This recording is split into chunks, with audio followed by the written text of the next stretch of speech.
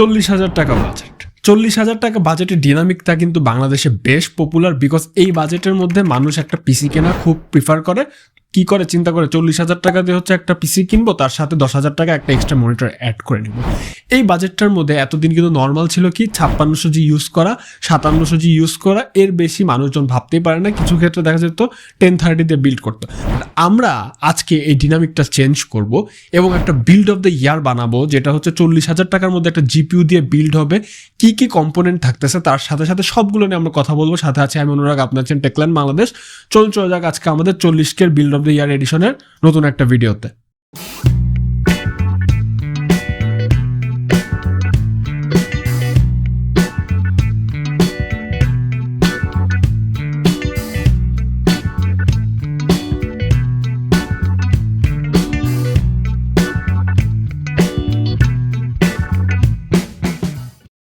40,000 টাকা বাজেট শুনে আপনারা বুঝতে পারছেন যে আমরা প্রসেসর হিসেবে কি ইউজ করবো। অ্যান্ড প্রসেসর হিসেবে এটার উপরে কোনো প্রসেসর নাইও, তা আমাদের বলতেই হবে।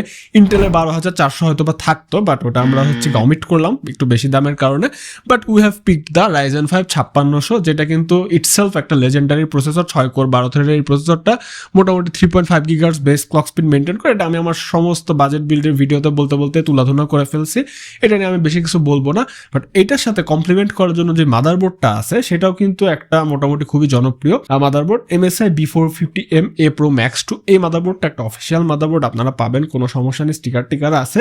এটাতে আপনারা দুইটা হচ্ছে র্যাম স্লট পাবেন, তারপর PCI হচ্ছে আপনার NVMe স্লট পাবেন। Zen 3 একটা motherboard, Zen 4 processor, but Zen 3 motherboard আমাদের দিতে হচ্ছে বিকজ বাজেটের কনস্ট্রেন্টটা কিন্তু আমাদের মাথায় রাখতে হবে। যদিও এই ক্ষেত্রে কিন্তু পারফরমেন্স পেনাল্টি আপনারা খুব একটা পাবেন না, বাট ইটস গুড। হ্যাঁ, 10,700 টাকা হচ্ছে আমাদের প্রসেসরটার প্রাইস, আর মাদারবোর্ডের প্রাইসটা পড়বে হচ্ছে আপনার 6,900 টাকার মতো। দুইটা মিলে কিন্তু মোটামুটি একটা ফাটাফাটি কম্বো এই বাজেটটা হয়, তা কিন্তু বলাই যায়। নেক্সট যেটা নিয়ে আমরা একটু কথাবার্তা বলবো সেটা হচ্ছে মেমোরি কন্ট্রোলার হিসেবে আমরা কি ইউজ করছি সেগুলো একটু দেখি চলুন। মেমোরি কন্ট্রোলার হিসেবে আমরা যেটা নিছি সেটা হচ্ছে প্যাট্রিয়ট সিগনেচার প্রিমিয়াম, এই র্যামটা নিছি। এবং এই র্যামটা নেওয়া হচ্ছে কারণ হচ্ছে বিকজ এইটার যেটা টাইমিংটা দেওয়া আছে CL22, নট দ্যাট ব্যাড, ভালোই, খারাপ না, ঠিক আছে, একদম কোর্সার লেভেলের 16 টাইমিংয়ের র্যাম না, বাট ল্যাটেন্সি অনুযায়ী এটা ফাইন, ঠিক আছে। এটাকে আপনারা একটু ওসিও করতে পারবেন চাইলে এই মাদারবোর্ডটা দিয়ে ভোল্টেজ এদিক ওদিক করে, বাট আপনার রেগুলার যে কাজ সেটাতে কোনো প্যারা হবে না। 8GB আমরা একটা স্টিক নিছি যেটার দামটা 1900 টাকা পড়বে, এবং 1900 টাকা দামের মধ্যে কিন্তু এটা one of the best RAM. এইখানে আমরা একটা কাজ করছি যেটাকে একটা এই বিল্ডের ইনিশিয়াল ফ্ল বলা যায়। আমরা শুধুমাত্র 8GB র্যাম ইউজ করছি বিকজ এই বিল্ডটা কিন্তু খুবই টাইট বাজেটে করা হয়েছে এবং একটা জিপিইউ হচ্ছে অ্যাড করা হয়েছে। অনেক বুদ্ধিজীবী এখানে কমেন্ট করছিল মাঝে মাঝে, যে যখন এই বিল্ড নিয়ে একটা কানাঘুষা চলতেছিল তখন বলছে যে হ্যাঁ 2024 সালে এসে আপনারা 8GB দিয়ে র্যাম দিয়ে বিল্ড করেন, কিন্তু এর থেকে কিন্তু 5600G দিয়ে 16GB বিল্ড করা বেটার। আমি এদের কমেন্ট দেখে আমি আসলে বলি যে মানে কি বলতে চায় এরা আসলে, ঠিক আছে। কারণ আপনি চাইলেই একটা র্যাম 8GB স্টিক এটাতে লাগানো থাকলো, পরের মাসে বা 1 মাস পরে কিন্তু টাকা পয়সা কিছু জমি আরেকটা স্টিক খুব ইজিলি লাগাতে পারবেন। বাট আপনি যদি 5600G বা অন্য কিছুতে চলে যান তাহলে কি আপনি জিপিইউটা আপগ্রেড করতে পারবেন না কিন্তু, ঠিক আছে। এটা এদেরকে বোঝাবে। বাট যাই হোক, তো এখানে 8GBটা আমি ইউজ করলাম। এখন যেটা নিয়ে কথাবার্তা বলা দরকার সেটা হচ্ছে আরেকটা মেমোরি কন্ট্রোলার, সেটা হচ্ছে আমাদের এসএসডি হিসেবে আমরা যেটা ইউজ করছি সেটা হচ্ছে ওরিকোরই এই এসএসডিটা। এটা একটা PCI Zen 3 এসএসডি, এবং ওরিকো মার্কেটে এই এসএসডি নাকি এখন ভালোই করতেছে, অন্তত বাজেট এসএসডি হিসেবে এটার স্পিডটি নাকি ভালোই, ক্লেম স্পিড 3000 MBPS ওরা বলে রাখছে রিডে। তো 256GB আমরা এটা ইউজ করছি, 2300 টাকার আশপাশে দাম পড়বে। এটার স্পিডটা আমরা ফার্দার বেঞ্চমার্কে দেখবো কি অবস্থা। এখন আমাদের এলিফেন্ট ইন দ্য রুম নিয়ে একটু কথা বলতে হবে। গ্রাফিক্স কার্ড আমরা 40,000 টাকার বিল্ডে দিছি, যেটা সচরাচর কেউ করে না। তো দেখা যাক যে আমরা গ্রাফিক্স কার্ড হিসেবে কি ইউজ করছি। গ্রাফিক্স কার্ড হিসেবে আমরা যেটা ইউজ করছি সেটা কিন্তু খুবই পরিচিত, আমাদের AMD RX 580 2048 SP যে ভার্সনটা, যেটাকে ছদ্মবেশী 570 অনেকে ডাকে। এই জিনিসটা আসলে একটা অথেন্টিক ট্রু 580 আর 570 মাঝামাঝি পারফরমেন্স দেয়, এবং এই বাজেটে এটা সব থেকে হচ্ছে পপুলার একটা গ্রাফিক্স কার্ড।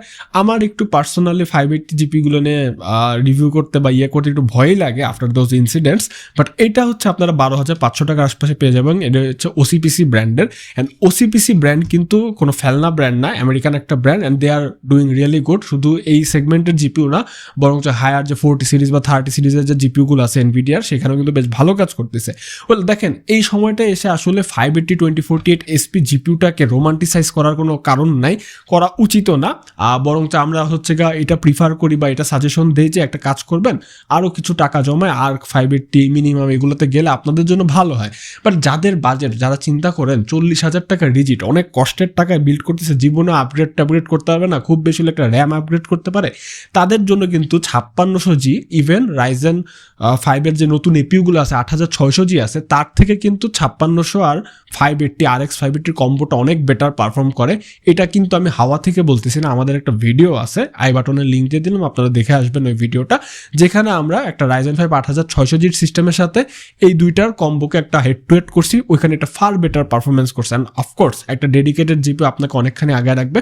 তো this is the GPU for our build. এখন যেটা নিয়ে কথাবার্তা বলা দরকার সেটা হচ্ছে পাওয়ার সাপ্লাই ইউনিট হিসেবে আমরা কি ইউজ করছি। পাওয়ার সাপ্লাই ইউনিট হিসেবে আমরা যেটা ইউজ করছি সেটা হচ্ছে অ্যান্টেকের মেটা V450 পাওয়ার সাপ্লাইটা। অ্যান্ড এইটা বাজারের one of the great power সাপ্লাইয়ের মধ্যে থাকবে। ওয়েল, আমি কিন্তু পাওয়ার সাপ্লাই নিয়ে অনেকে আমাকে অপবাদ দেন যে আমি অনেক কিপটামি করি, এবং এই বিল্ডে আমি 350টা ইউজ করতে চাইছিলাম, বাট 350 আর 450-এর যে গ্যাপটা, প্রাইসের গ্যাপটা, সেটা কিন্তু খুব একটা বেশি না। এটার দামটা একটু আমি বলে রাখি, 2950 টাকার আশপাশে পড়বে।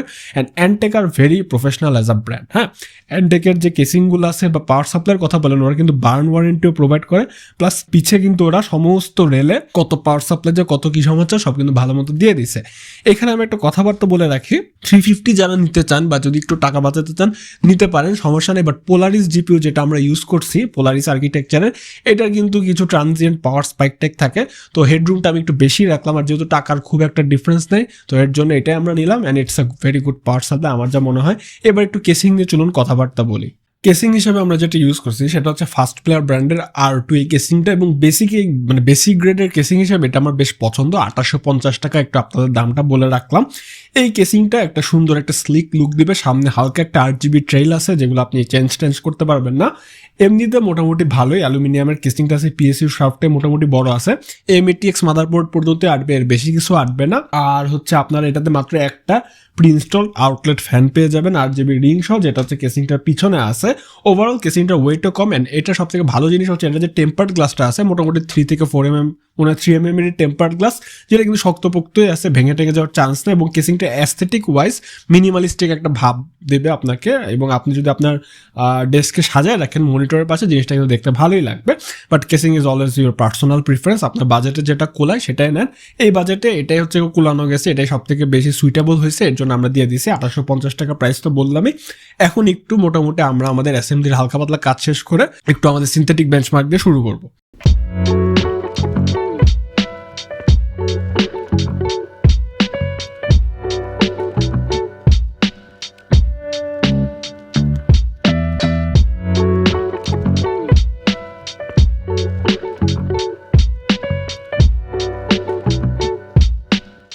এই বিলটা টোটাল আপনারা যেটা দেখলেন সেটা কিন্তু একদম রাউন্ড ফিগার 40,000 টাকা আপনারা পেয়ে যাবেন। টেকল্যান্ডের মোটামুটি যে কোনো ব্রাঞ্চেই পাবেন। প্রাইস নিয়ে একটা কথাবার্তা বলে দিই, প্রাইস নিয়ে হয় কি অনেক সময় হয় কি আপনারা ভিডিওতে একটা প্রাইস দেখতেছেন এবং যে কিন্তু ওই প্রাইসটা পাচ্ছেন না। হ্যাঁ, এই জিনিসটা যাতে এনশিওর করা যাতে আপনারা ঠিক প্রাইসটা পান, এটা নিয়ে কিন্তু টেকল্যান্ড অথরিটির সাথে আমি কথা বলছি এবং তারা কিছু স্টেপস নিছে।